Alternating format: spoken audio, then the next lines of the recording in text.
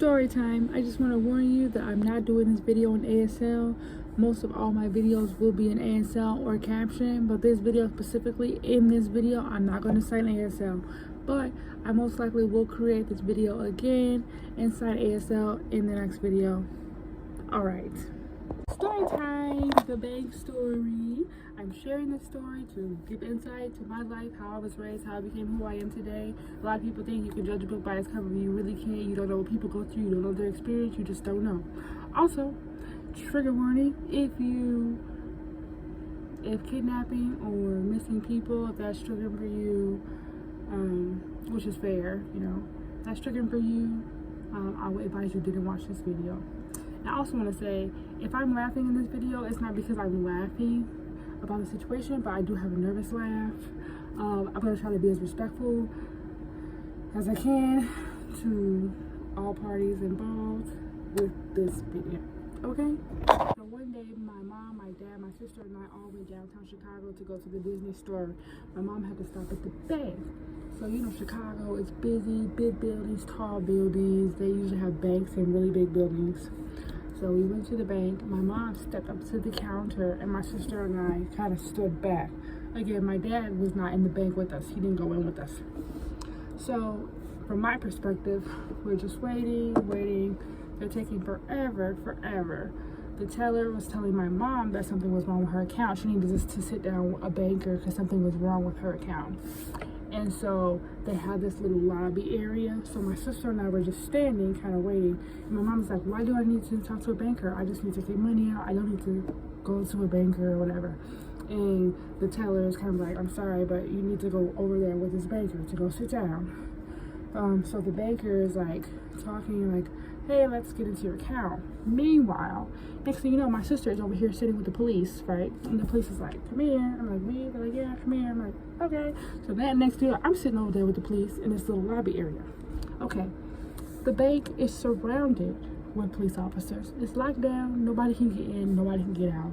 Of course, my sister and I are just like, just living life, I guess. And so the banker was asking my mom, hey, you know, I'm trying to get this money out, you know, what's wrong with your account? I don't know why, I just can't access your account. Kind of like stalling, like talking to her so she doesn't notice what's going on. And so, meanwhile, the police is asking my sister, like, how old are you? I mean, asking me and my sister, you know, how old are you? How old is your sister? You know, asking questions, and they're asking her, they're talking to us separately, so they're asking her questions, they're asking me questions. They're like, what's your address? How long have you lived there? What is your parents' name? What's your mom and dad's name? Just asking me all type of questions. And then they were asking questions that were kind of open-ended, but they were also asking questions that were kind of like little leading, like, I think I know your other mom and dad. I think I know your real mom and dad. And I'm just like, oh, really, do you?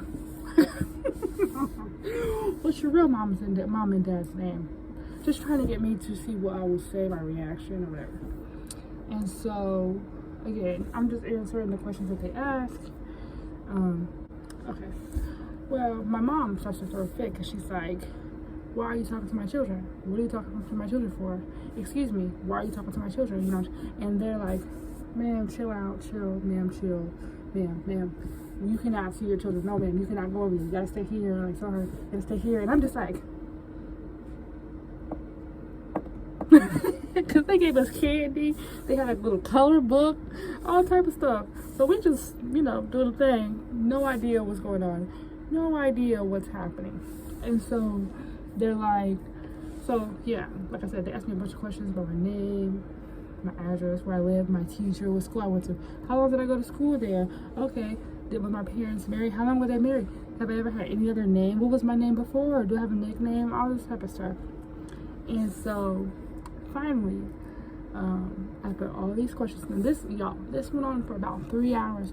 The whole entire bank was shut down. They asked us a bunch of questions, having different police officers ask us stuff, talking to my mom, and then finally the police showed my mom this paper and said, these two ladies look exactly like your daughters.